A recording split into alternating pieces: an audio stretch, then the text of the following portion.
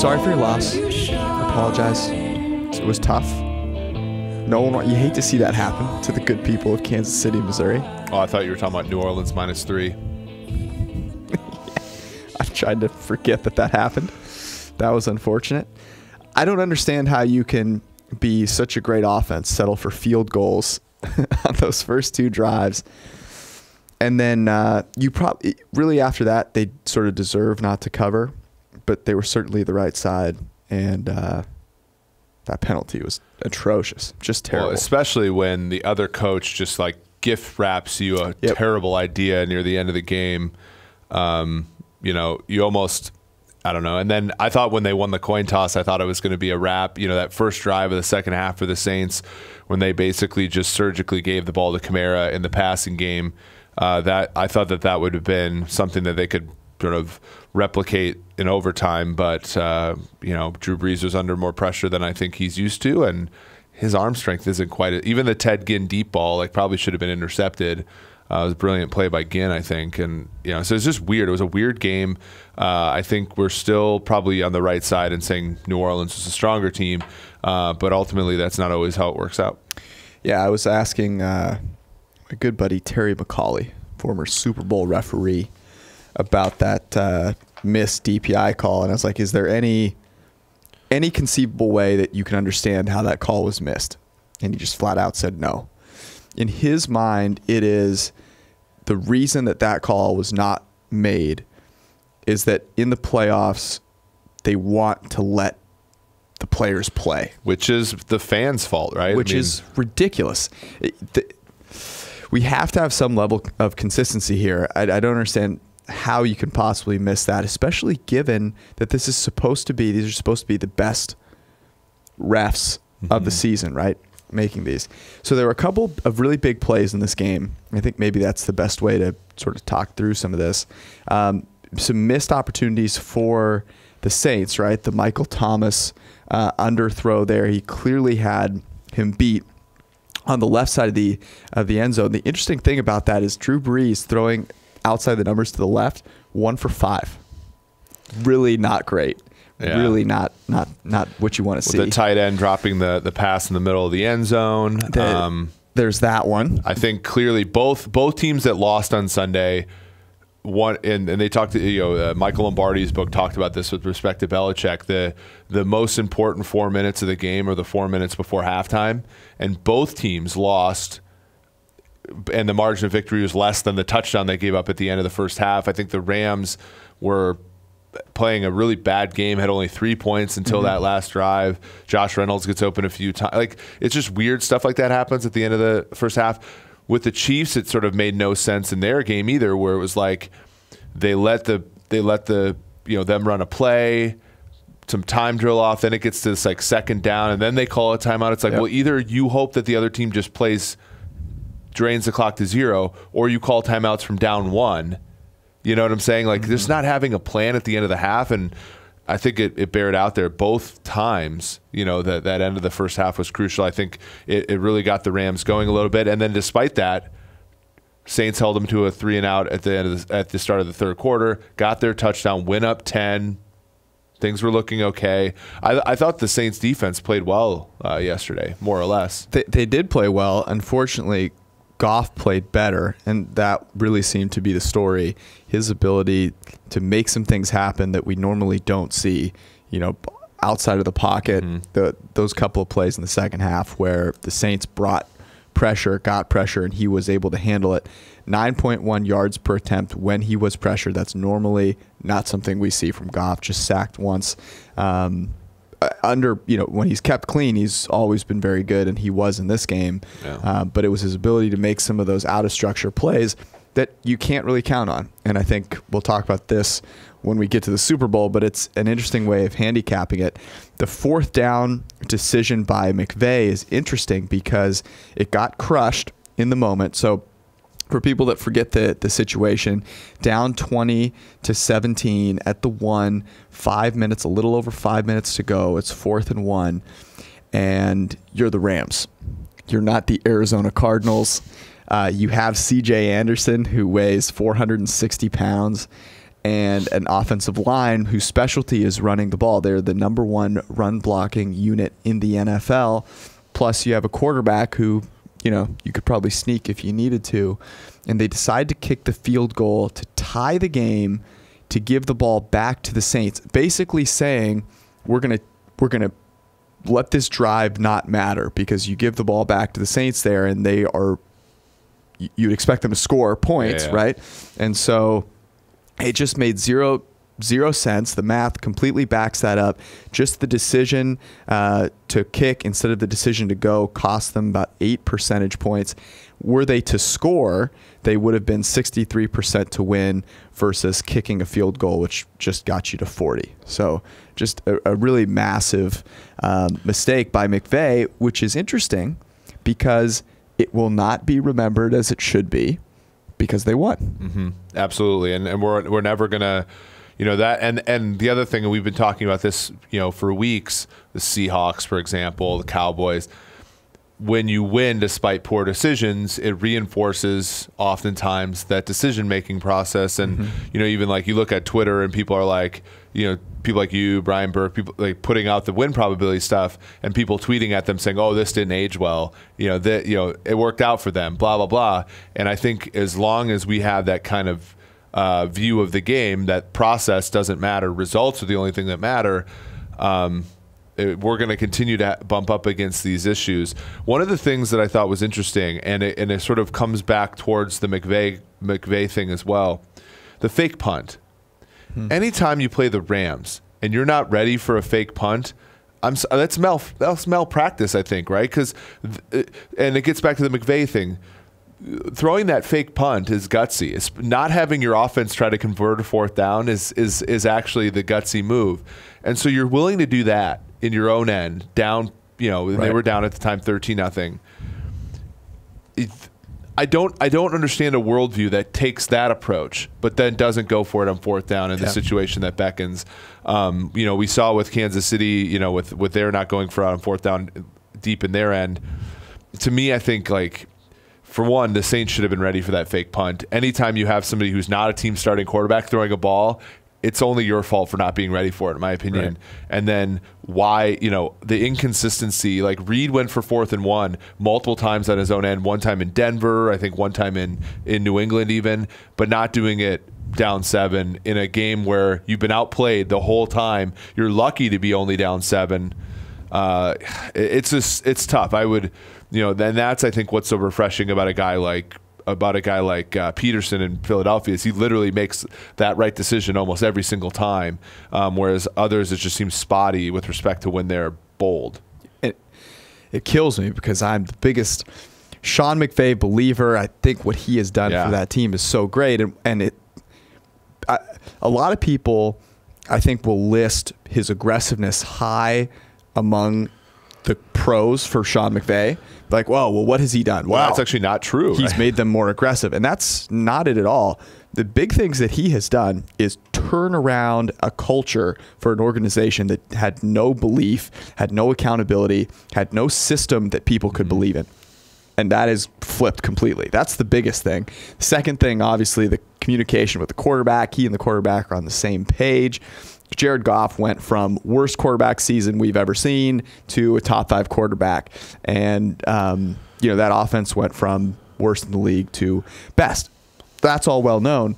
The aggressiveness has been played up because of a few smart decisions that most people don't make. So there was the going for 4th down in the first half inside the 10-yard line. No one has ever done that before, right? In a playoff game. It's like, oh, my God. There was the play in Seattle, right? And where he was talked into it by his quarterback. Talked into it by Goff. And those two you're going to remember them because they worked, and so people will use them. But it's the decisions you decide not, when you don't take that opportunity, that really kill you. So it'll be interesting to see in this game, a couple weeks from now, because, Bill missed an opportunity to go for it as well, and they ended up winning. So going into the week, and going into every week, we do this decision analysis. And, when it's positive expected value to go for it than it is to punt or kick field goals, we look at how teams have done. And going into the week, no team had sacrificed more expected points electing not to go for it than the Rams. Now, there's a couple things to that, right? We saw, I believe it was the game against the Chargers, but especially their game against Seattle, where they did kick field goals at the 1 yard line. That's a huge swing, right? Because the expected value or the expected points being at the 1 is something like 5 or 6. You elect to kick a 3. Those are full points that you're leaving on the table. And it showed up there. Now, the interesting thing when you look forward to next week or 2 weeks from now is New England's on the lower end of doing that as well. Belichick is known for being having that progressiveness from his time going for it in 2009 against Indianapolis, but they have actually gotten progressively less going for it natured. You don't want to say aggressive. Yeah, they've gotten less smart on fourth down. And to their credit, I guess, or to the to maybe variance's sake, it hasn't cost them as many points this year as it has the Rams. But it's certainly something to think about. Maybe it's the team that decides to go against their own grain 2 weeks from now that ends up deciding it. But it was a really interesting week for the decision-making processes and what got reinforced at the NFL level this week.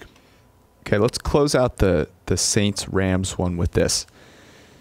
Drew Brees was not very good throwing the ball 10 or more yards downfield. It was sort of glaring. Is this it? He was very close to being the MVP. He was the MVP through a sizable chunk of the season.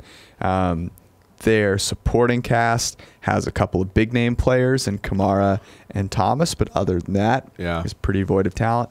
What do you think?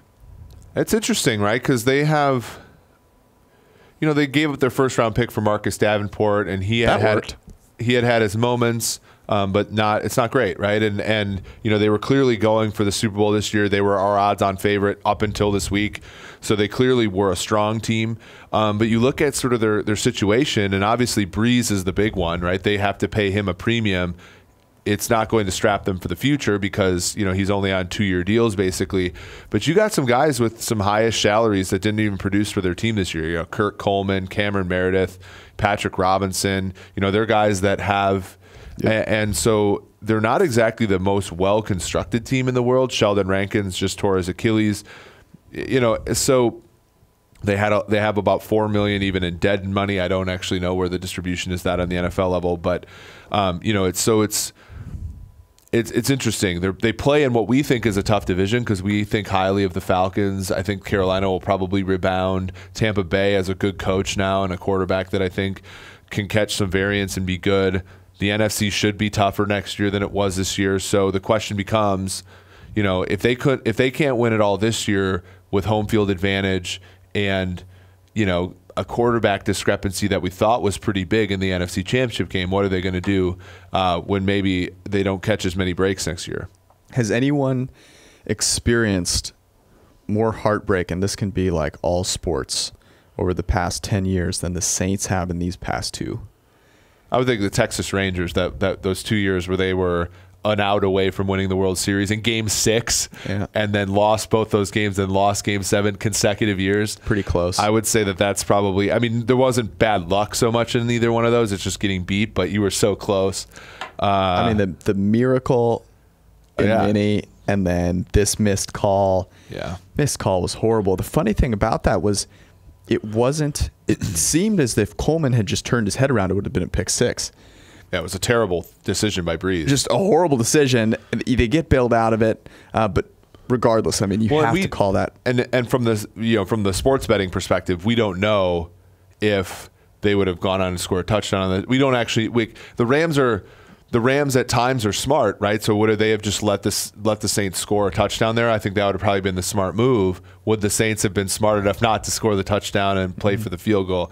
I don't necessarily think it's like a slam dunk that the Saints win that game in that spot, but it certainly increases their probability. Makes their chances a heck of a lot better. By a country mile. So I don't know that.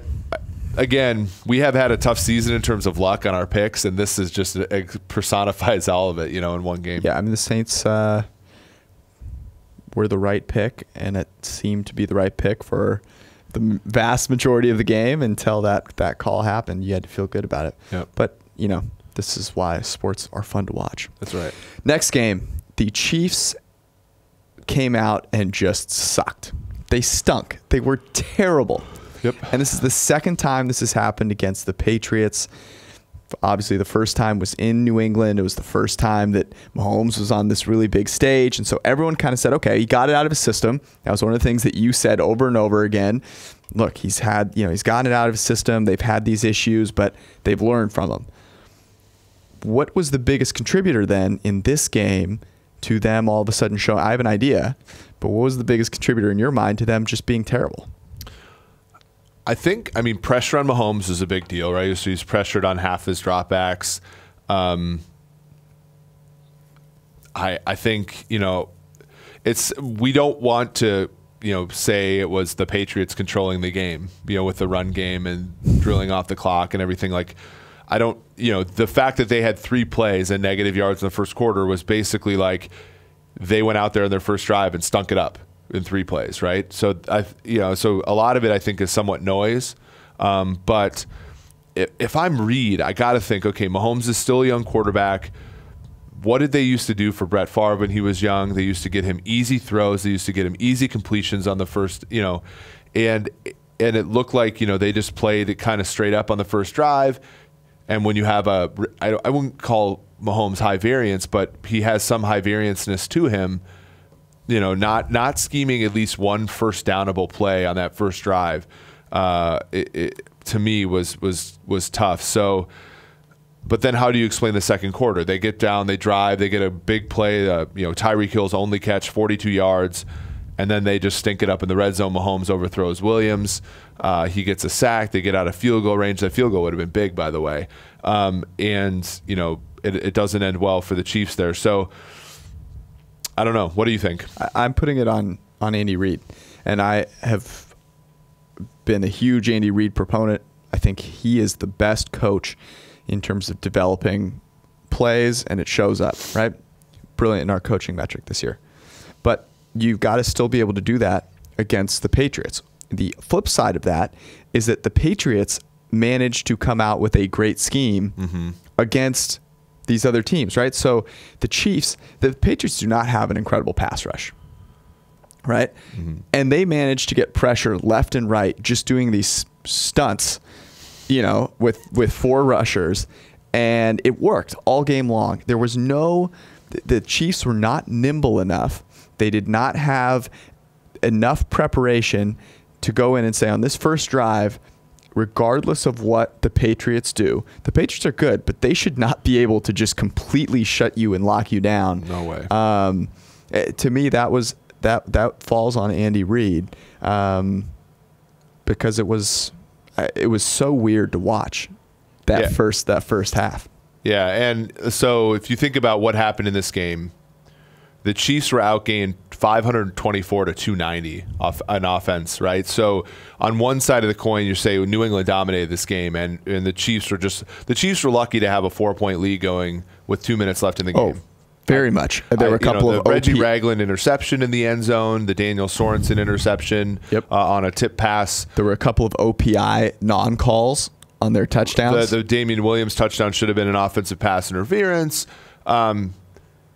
You get all of that. And at the same time, you look at this, if you're a Chiefs fan and you look at this game, it was a ton of missed opportunities. You had the missed opportunity in the red zone with the Damian Williams play, getting sacked out of field goal range. You had the missed opportunity when, with 2 minutes left in the first half, the first couple plays, New England looks like they're just trying to run out the clock. And so you let them for a minute, and then you call a timeout on third down. You can't get off the field on third down. That was indicative of the entire game, by the way. And then Patriots go down and score a touchdown to Philip freaking Dorsett, right? And so that's an issue as well.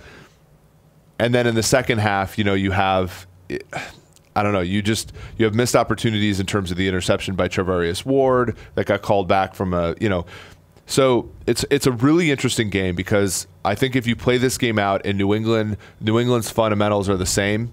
This game's probably a 2-score game in New England's favor. And yet, as a Chiefs fan, you could look at it and say, God, we had the opportunity to win, and so it's really frustrating, I think, from that perspective. Chiefs, obviously, when we look forward to next year, I mean, you have to figure out how to cover, right? We've been talking about this. We've been chided, derided, all the kind of stuff for saying coverage matters more than pass rush. We look at this game, and the Chiefs have 3 of the best pass rushers in the NFL. The combination of Chris Jones, Justin Houston, and Dee Ford, probably better than any in the league. And we look at Tom Brady, 2.23 times to throw. Patriots 13 of 19 on third downs, including 5 for 5 on the last 2 drives, or 6 for 6 on the last 2 drives. You need to be able to cover.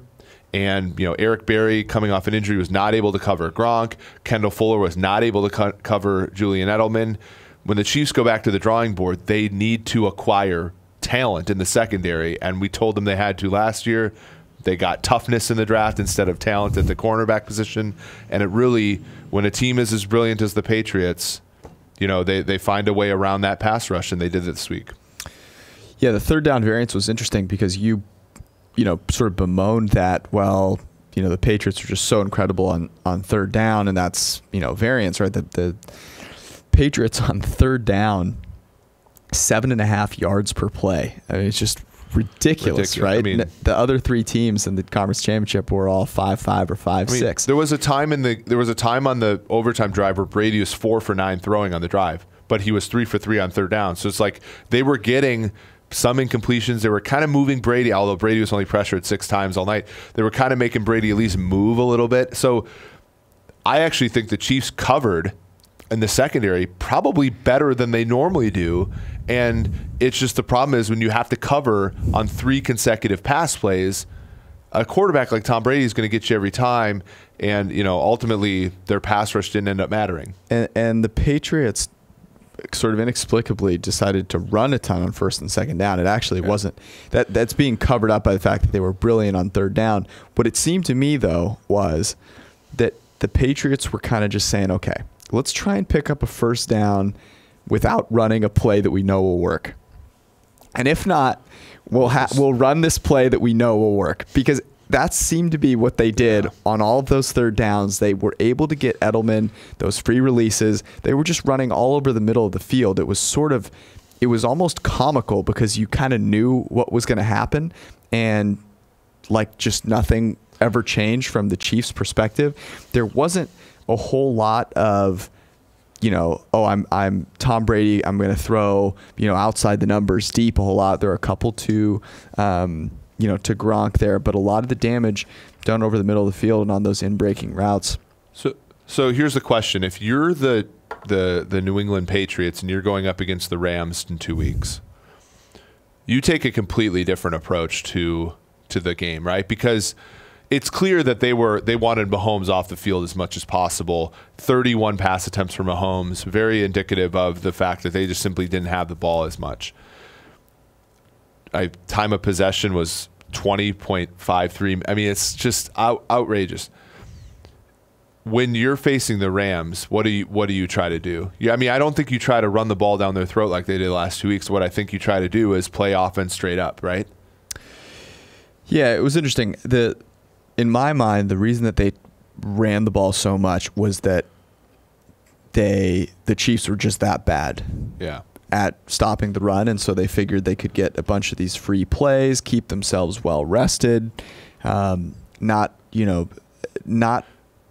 put Brady in a lot of situations, basically limit the number of reps that he had to take and still be productive on offense. And I agree with you. I don't think they do that, though the Rams' weakness is run defense. Run defense. And so it'll be interesting to see if that's one of the things they try and do to combat Aaron Donald, because with 2 weeks they are going to have a really interesting, I don't know what it will be. It'll probably be something very simple and elegant, but I would anticipate them doing a very good job against Aaron Donald. That would worry me a little bit. Rams run defense not quite as bad if you look at early downs in neutral situations. A lot of their stuff was, kind of inflated, so it's good to look at that. But I do agree that is their weakness, especially now that you have Talib back. It'll be interesting to see. You bring up the Chiefs run defense. That is, I think, the most the most disappointing thing, if you're a Chiefs fan, is that they went out of their way. They drafted Breeland Speaks in the second round, moved up to get him. They drafted Derek Nottie as a nose tackle. Hitchens was a free agent signing who would cost them more money to cut than keep at this point. So they have to go with him next year. Ragland was a trade last year. And Kendall Fuller, the one guy that they actually went out and got in the secondary, is a nickel guy, kind of an inside player. So they're very much invested in the middle of the defense, and they still stunk against the run. And to the degree that they won 12 games and made it to the AFC title game, it doesn't matter that much, right? But in the biggest stage, you can't count on the thing that you invested in, at least on the defensive side, the most this offseason. Yep. That's they just have to cover. They have to cover. You have to learn how to and learn. Yeah. Go teach them. Yeah. Okay. Let's you're a Chiefs fan. I'll ask you this. Next year, you're pretty bullish, I'd assume. Yeah. I mean, the issue is you just never know if if variance is going to hit Mahomes. You never know if regression stronger than development, right? Because obviously he's going to develop some, but we've seen second-year quarterbacks. So like Carson Wentz, for example, his development was good, positive. His grades were great, but as an output, they regressed because of variance. And so is Mahomes going to outpace the variance that's inevitably going to hit? And we talked about this on the show a few times. I like what Sammy Watkins brings to that offense when he's healthy. Tyreek Hill is a contract that they're going to have to consider in the offseason. They don't have a ton of cap. They're not strapped, but they don't have a ton of cap space. They have to know what to do with Dee Ford. I'll be really interested to see how they commit to shoring up their defense, because I don't know. I think part of me just hopes they franchise tag Dee Ford and push off that decision for another year and really work on the secondary, because I think if they sign Ford to a mega deal, it's going to really hurt them. Yeah, that'd be stupid in the future. Here is my thought as an outsider, as an impartial fan.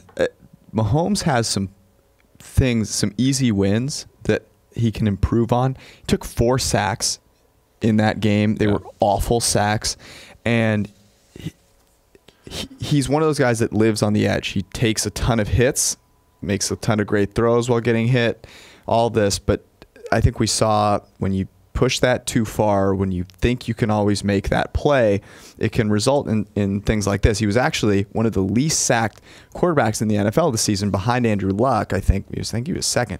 But this game, it totally flipped. Reared its ugly head, and it cost them points. You can't do that. I think that's one thing that he can get better at. The second thing is just being more familiar with the offense, having more control over it. The first time the Patriots came out with a cover zero blitz in the second half, they hadn't done it in the first half. It looked like he'd never seen it before. This was one of the main things they'd used against him, and he didn't have an answer for it. He didn't audible out of a play that was trying to be this long developing play, and it didn't work. And you can't have those mental errors against the New England Patriots. So I do think he can get better. I think they can be just as good next year, pending their coverage is not a total disaster. Okay, we're on to the Super Bowl. So the Patriots opened immediately as an underdog. Yeah. The Rams were favored by 1 the second the game ended, and within 30 seconds, it had flipped. The Patriots were the favorite. The Patriots are now the favorite, 2 to 2.5, depending on where you look. I think it probably could go to 3, 3.5. The love for the Patriots will be quick, given their dismantling on the road of a great team. They would left some points on the field, obviously, in that game. And I think the Rams, as impressive as it was for them to win, the focus in that game is going to be on the missed call. A lot of people saying, well, the Saints got totally robbed. So you can see the Patriots getting out to being a 3-point favorite. You think that's right? It's interesting. Excuse me, because when we've done previous Super Bowl odds pieces, right? There's a tiny bit of value on the Patriots. There's a tiny bit of value on the Patriots. And then a couple weeks ago, it kind of got absurd because they were plus 625 going into the playoffs. There was a little bit of value on the Patriots. and then we see how markets work. And there probably would have been value on the Patriots had they been dogs, right? Because we have them at somewhere like minus 132. If this thing gets out to 3, I think you have a significant case to make for the Rams, just because they're explosive on offense. Sean McVay is a really good play caller. Their defense, I think, has more talent than the Patriots defense has, and you're on that fast track in Atlanta. We've seen some money actually come in on the under in this game. It's about 57.5 at this point. It opened at 59. The Rams, they're very simple, in terms of offensively. They do only a few things. But I just think from a pretty numeric perspective, at 3, I think that there's value on the Rams. The tough thing is, and we talked about this a little bit already, but what the Patriots do is always different week to week, right? So you can't – what the Rams have based so much off of is knowing what the other team is going to do defensively, and they put together a game plan. Jared Goff knows what's going to happen, and he's able to execute. And with the Patriots, you sort of have no idea, right? They're the only team in the NFL that runs man over 50% of the time. They're going to have some sort of unique coverage to handle, for you to handle. You don't really know who they're going to take away, what they're going to – I guess the Chiefs sort of had to know they were going to double Tyreek Hill, but you're never quite sure. They put in exotic stuff. They're the only team to have 50 or more defensive snaps running cover 0, right? We saw that work against the Chiefs a couple of times this season. You've got a great player in Stephon Gilmore, who is very versatile, and they're able to scheme pressure out of nowhere, it seems. No talent, except for Trey Flowers. So it's hard for me to have a ton of faith in Jared Goff, despite how great he was against the Saints, given how much we know. That's the issue with pressure, right? Because that's why we say it's unstable. People have been talking to, Jared Goff's a special instance of this. He's otherworldly terrible under pressure. And it's like, yeah, but the reason it's unstable is you get situations like yesterday where he's facing unblocked pressure and there just happens to be a tight end open and you can flip it to him. There just happens to be a receiver open on the crosser here. He flips it to him for a first down. I'm assuming the Patriots will have those bases covered. We were helping Peter King with his analysis for the game that's on his weekly column. One of the things that we talked about was the Rams don't have that necessarily third complementary piece that the Chiefs had. When you look at the New England Patriots, they only gave up 1 reception to Tyreek Hill, and it was kind of on a weird, it wasn't really in structure. They gave up 3 catches to Travis Kelce and none after his touchdown at the very beginning of the third quarter. But the Chiefs had Sammy Watkins. They had Damian Williams. I almost said Kareem Hunt. They had Damian Williams there, and those guys picked up the slack. Williams had 3 touchdowns. Watkins had over 110 yards receiving. When you look at the Rams, this is why I think Cooper Kupp is such a big deal as a loss, because Josh Reynolds, who had an okay game against the Saints, I think the Patriots would gladly have him beat them the entire game. The 2 running backs are just meh, really. And so, I think that the Patriots would gladly let Todd Gurley and C.J. Anderson beat them up all game.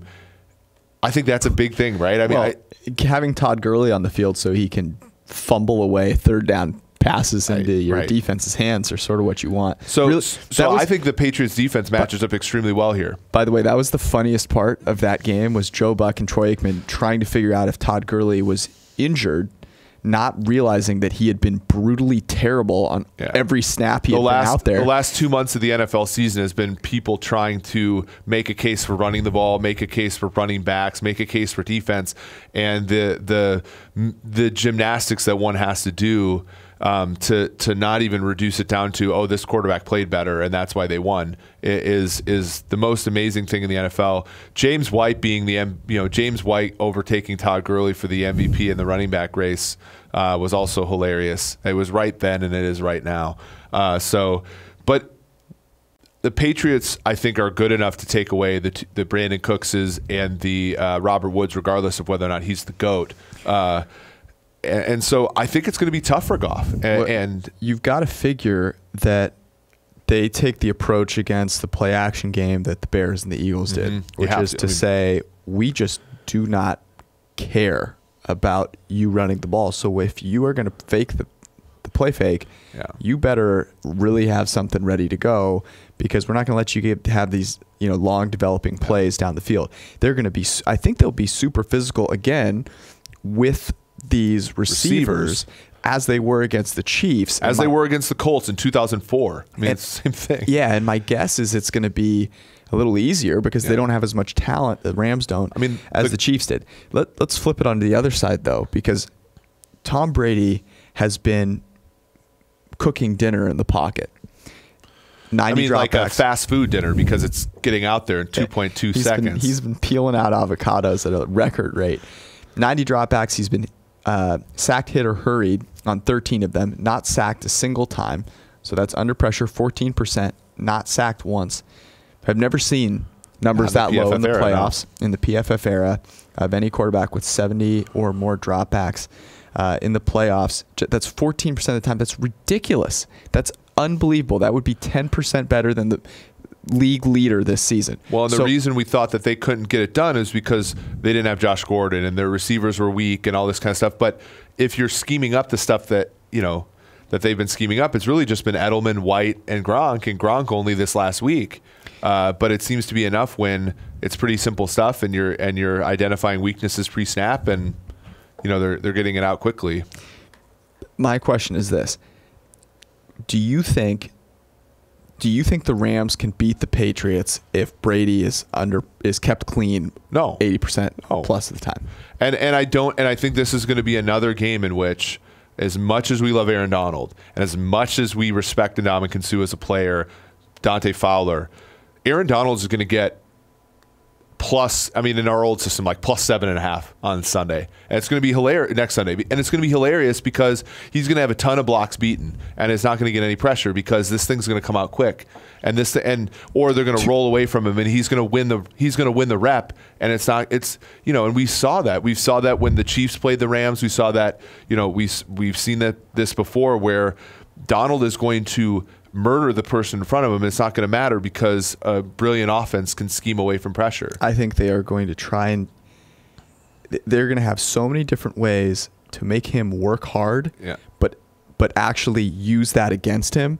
One of the they always find a simple thing to do that works. How many times yesterday did they run a fake throw to the screen to the left and then hand it off to James White? Yeah. Right? They did this at least 3 times, I think, and it worked really well. They're going to have something that they know the Rams are going to kind of bite on, that Donald's going to bite on, and they're going to take advantage of it. To me, the real key in this game is the Rams secondary, because they are not as bad. They are nowhere near as they're bad. Like twice as good as the Chiefs secondary. Maybe 2 times better, because they've got Talib, they've got Peters, they've got Roby Coleman, they have some safeties that have actually been playing that can do some things.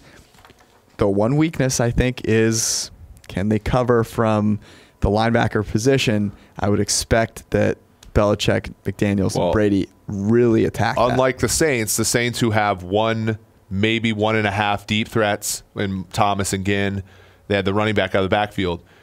James White, as much as I respect him, will not command the double team the way that Kamara did in the second half against the Rams. Here's the thing, and I was upset when the Chiefs traded Marcus Peters. I thought he was really good in that system. Marcus Peters will give up how many yards through the air?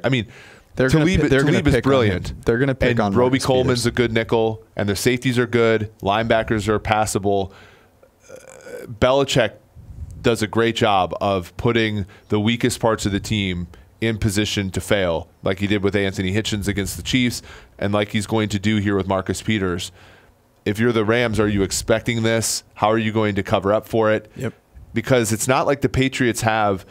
Edelman's their one, but they're still balanced enough to be able to take care of Peters with the Philip Dorsetts of the world and the Hogans of the world and so on and so forth.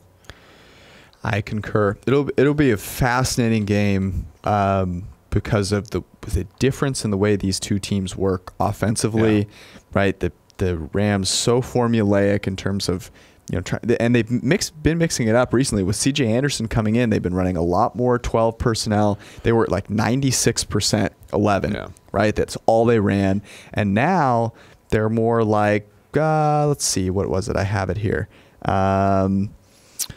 They've been 27% 12 personnel, 68% 11 since week 16.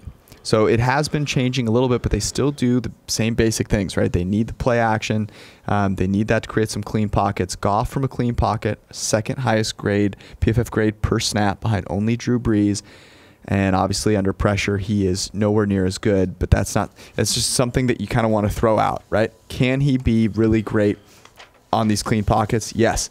Can you get him enough will be the key. If he is under pressure 50% of the time, as Mahomes was, the Patriots are going to win that game. There's no doubt about it. If they get off to as slow of a start against the Patriots as they did against New England, I think it's a wrap. I think New England. Well, New England got unlucky to a certain extent to not have a bigger lead. And I think that's going to be an emphasis for. Well, but that's the same thing that happened to the Saints, right? They got off to a fast start. They scored 3 times. But they weren't I don't think the Patriots make. I think the Patriots punched those in. But they didn't. Right, but it's their second chance. And I think that'll be an emphasis for them in the week. And I think if they do not throw an interception to Reggie Ragland in the end zone. Or don't. I mean, it'll be emphasis. If you're Belichick, you look at that game, the NFC Championship game, and you tell your team, look, the Saints had this Los Angeles Rams team on the ropes, and instead of being up 21-0, they're up 13-0, and they let them back into the game, and that is something we cannot do. If Goff gets off to a slow start, we need to step on. And the same thing happened. Like, Goff's not as good as Mahomes, but we had the Chiefs on the ropes, and we almost went into halftime only up 1 touchdown. There are two X factors that I think are going to be at play here, and that's why I'm going to say where I would bet right now. So here's my 2 X factors. The first is making decisions on 4th down, I think is going to be massively important, as it always is. And whichever team makes those is going to have it later on in the game. It's going to rear its ugly head, right? Can they make those correct 4th down decisions in the first half when people sort of say, well, it doesn't matter. There's a lot of game left to go. And as much as I love Sean McVay, it almost seems to me like Belichick is the side that's more likely to make those calls. So I think that's do you think some of their data on decision making during the regular season is part of their whole experimental phase and not indicative of their true? Yeah, maybe. Because I would not put it past them. Yeah. Or does Sean McVay sort of go back, watch the tape, and learn from this past one and say, okay, we're going to, he strikes me as a lifelong learner. I have full faith in Sean McVay, but I think that is one, just a really important area. And the second is you have 2 weeks to prepare. What trick play or plays do these teams have? Yeah. Who's better prepared? Who executes them better? Where are they more timely? Again, just having seen it with the Patriots over and over again, I think that's a slight edge for the Patriots. And so I think that's why this 2.5, 3-point spread is warranted. As long as it's under 3, I think the Patriots would be the side I would have to go with. Super small sample, but the Rams' difficulties this year came after the bye. The game against the Chiefs on Monday night was pre-bye. After that, they struggled against Detroit, struggled against the Bears, struggled against the Rams, against the Eagles. Bill Belichick in the PFF era, off of a bye, which includes Super Bowls, has an average margin of victory of 10 points, even though the average spread has been about 7. So they always overperform after the bye during the PFF era. I think that makes sense. I think that's intuitive. I think that's what you would expect. I think there's value on the Rams. I do. But I think in our playful bets, it's not going to be on the spread. I think it's going to be on something like the total. Okay. Which if you want to open up an opportunity, I do think the total is going to move a little bit. Yes. If it keeps going down, I will continue to bet the over. I think there will be tons of points scored. It's going to be inside. Both these quarterbacks are great. So yeah, I think we'll see. It's so hard to bet an under in games like this because exactly what you saw in the Chiefs-Patriots game, that was a perfect under game, setting up that way. and of course it sails over after a second half flurry. I think the Rams are less capable of doing it that way. But even the last Super Bowl the Patriots won, it was an under game by a mile. It was a 60-point over-under. First quarter had no scoring, and then one team gets out ahead, the other team comes back. You can never really count out the over and when two good teams play indoors, for example. Well, yeah, it's there's nothing to lose in this game, right? So you're seeing everything come out. You've seen maybe a defensive touchdown, which we saw in the last Patriots Super Bowl win against the Falcons.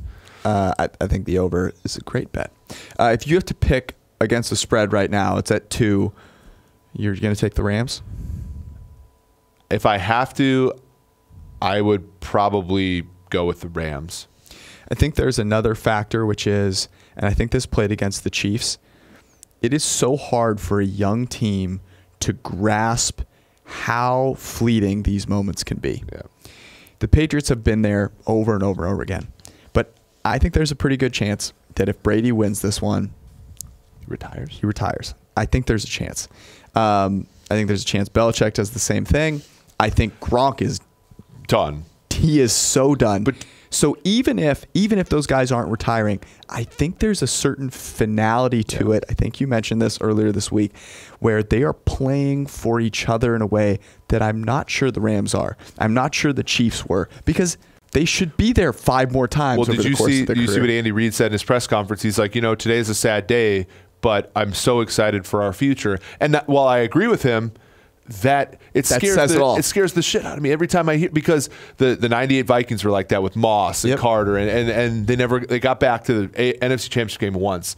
But when you're the Patriots, the difference is, and you could see Brady throw off his helmet. He's excited. He didn't act like he's been there before, because I think when you've lost the Super Bowl, just last year, but multiple times, when you've won the Super Bowl multiple times, you've lost even in the AFC title game. They lost an 18-point lead to the Colts. They've lost to Denver twice. They had to watch Denver win the Super Bowl once.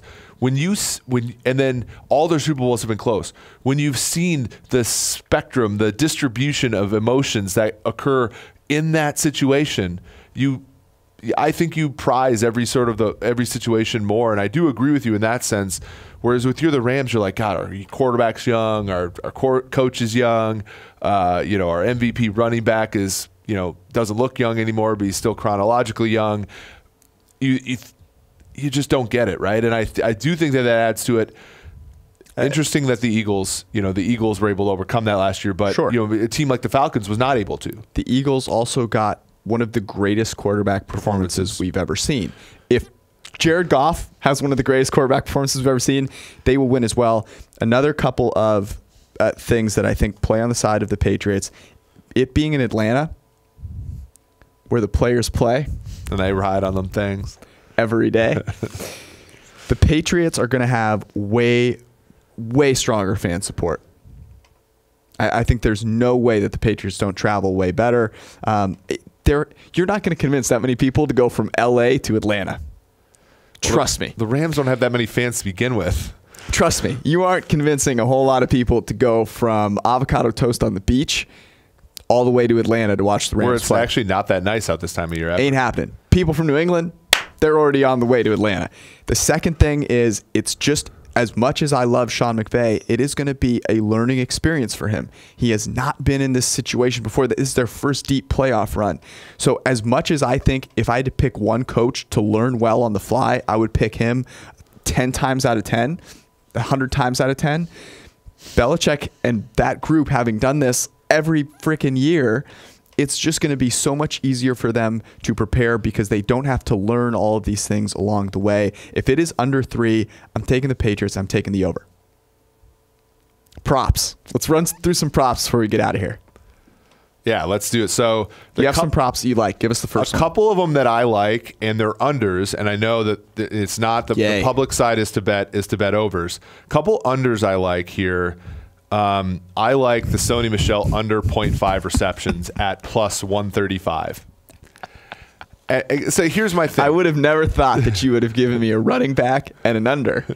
So Sony Michel had like 6 catches during the regular season. Mm-hmm. So obviously you can't extrapolate those probabilities because they're too small. But you're basically telling me if you gave me even odds on this, I would still take the under, but you're giving me plus money to do it. There is obviously, when we saw Atlanta play New England in the Super Bowl 2 years ago, we were like, oh, this is a Blunt game. This is a Garrett Blunt game. Mm-hmm. And of course, they tried that for like a quarter. He fumbled. They get behind. They got to make it a James White game. There are so many situations, I think, where Michelle doesn't even get a target here. I like the under there. I also like the exact same bet for C.J. Anderson, plus 110. It's great. You talk about trying to convince yourself of things. Fox crew trying to convince himself of Gurley, the entire football community trying to convince themselves of the run game, complimentary football, blah, blah, blah. Yeah, I still believe in it. Sean McVay is going to try to for the Chicago Bears to win the Super Bowl. Sean McVay is extremely smart, but there's always going to be a little bit of him that's going to try to justify the Gurley love and the Gurley. So I think there's a legitimate chance that Gurley plays 75% of the snaps during the Super Bowl. And so Anderson doesn't even get a target. You take that back. Sean McVay will never jeopardize his team's chance of winning. He pulled Todd Gurley in this game against the Saints. You spell redemption T-O-D-D. All right. So I think it's just sheer, and then I like a few overs. Give me a chance here. Let's toss it back and forth. I have a couple that I like as well.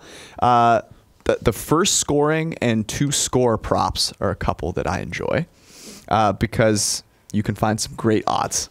So first touchdown scored, Tom Brady rushing TD plus 5,000. That's beautiful. And James Devlin plus 3,800. Also beautiful. I also like both of those to just score a touchdown in general. And that, let's see, it's obviously not quite as high, but James Devlin to score plus 600. I don't like that nearly as much as Tom Brady rushing TD is plus 800. I like those. Because you can clearly see it happen. And you have to be able to convince yourself in situations like that, like, here's a path to how this occurs, and it's clearly easy, right? You get to the 1 yard line, and Brady sneaks the ball in. Especially because with Talib, Peters, Roby Coleman, they are good coverage players. They know they need to step up. I just feel like there are PIs in the end zone aplenty in this game, so I like those a lot. I'm not going to be as long-winded as you on these. James White over 45.5 receiving yards, minus 115. This will be minus 175 by the time the game play. Let me go grab Rocket Mortgage app. Honey. And then here's one I also like for some of the reasons we talked about. I like Josh Reynolds over 3.5 catches at minus 105 for the reasons we're discussing, which is Robert Woods and Brandon Cooks might be taken away here. I don't think he's nearly as explosive as Sammy Watkins was on Sunday, but I do think he has a better than 55% chance of catching 4 passes or more. All right, now for the really fun props. National anthem. Over 1 minute, 43 seconds is minus 115. What do you think? I've never actually timed this out. What's the average usually? I have no idea. Which one are you betting on? Well, the over, of course. Yeah, you cannot bet on the under for the national anthem. It's unpatriotic. Saying that you want it to end sooner is just go straight. Do not collect $200. Go straight to jail. That you can also bet on the length of the word brave, 4.5 seconds. Under. But you know who's singing it? I saw the name. I forgot it. Oh, come on. Gladys. It's just a great name.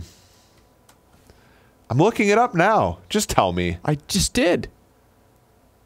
I don't know her last name. You don't. I say Gladys. You say. All right, look it up. Okay. Just sorry. I just want to see the look on your face when you realize How many people do you know named Gladys? Is that a popular name? It just says Gladys here.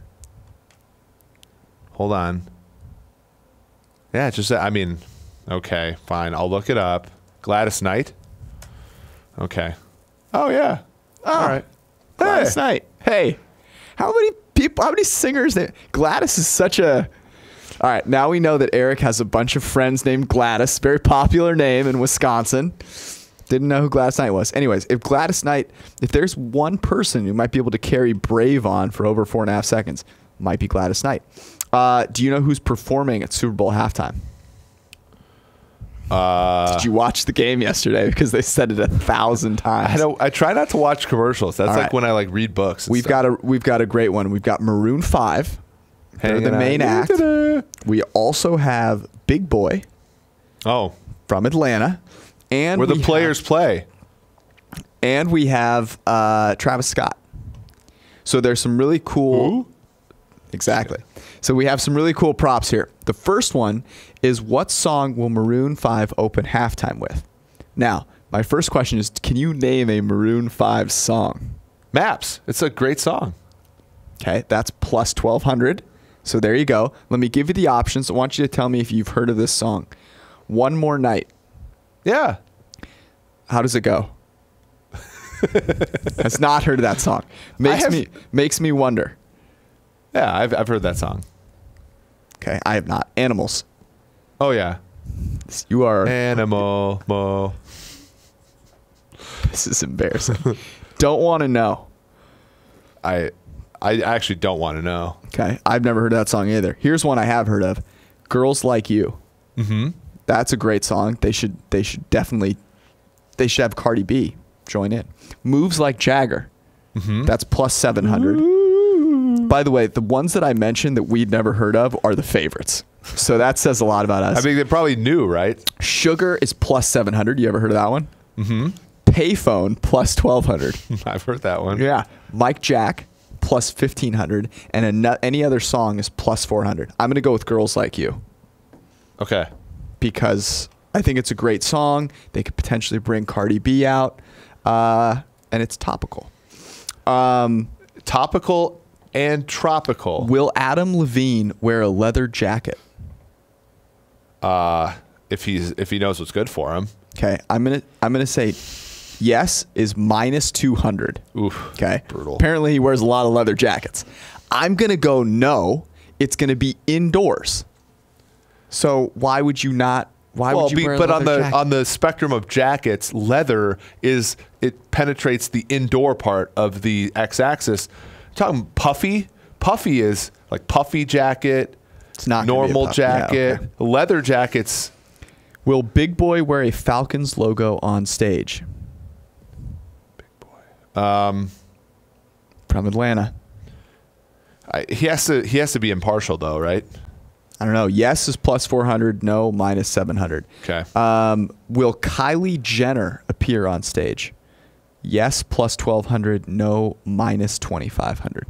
Well, so you have to go no, given the odds there. Do you know why Kylie Jenner might appear on stage? I have no idea. This is so much fun. Her and Travis Scott are married, sort of, have a kid. I actually don't think they're actually married, but they have a kid. They are a couple. She will not appear on stage. There's no way that Kylie Jenner would ever be like the fourth or fifth person on stage. No chance. 0% chance. Will Travis Scott mention Colin Kaepernick? Yes. Yes, by the way, is plus 120. Oh, so it's pretty even then. So there's got to be a chance here. Yeah. Let's go yes. Because they'll probably tell him no, and so he'll do it. He's like, hey, Rams, do it for Cap. Will Donald Trump be mentioned during halftime? Plus 130 is yes. No. Minus 160. No. Yeah. And then my favorite one, will any performer fall down? Goff, you mean? By the way, yes is plus 400. I think the guard backs up and yes. So who of steps these on people Goff's are falling foot down? as he's trying to hand the ball off, and then he falls over. I mean, Gladys Knight ain't falling down. Travis Scott is like a able-bodied human being, as is Adam Levine, as is Big Boy. So who's falling down? Any performer. Well, I guess a guy named Big Boy could be tipped over, I think. So I guess this could be maybe a backup dancer. I need some clarification here because I can't see how someone's falling down. So they rehearsed this like 5 times. All right. That is going to do it. We're going to try and do another pod. Not sure when it will be because you're heading out of town. But at the very latest, we will have a pod early next week. Mm-hmm. Yeah. So it'll be fun. Enjoy yourselves. If you want to hit Eric up, he's still got a few days answering Twitter questions via DM. So PFF_Eric. Head to ProFootballFocus.com for all of the Super Bowl content and draft content. It's also draft season. We'll see you guys later. Peace out.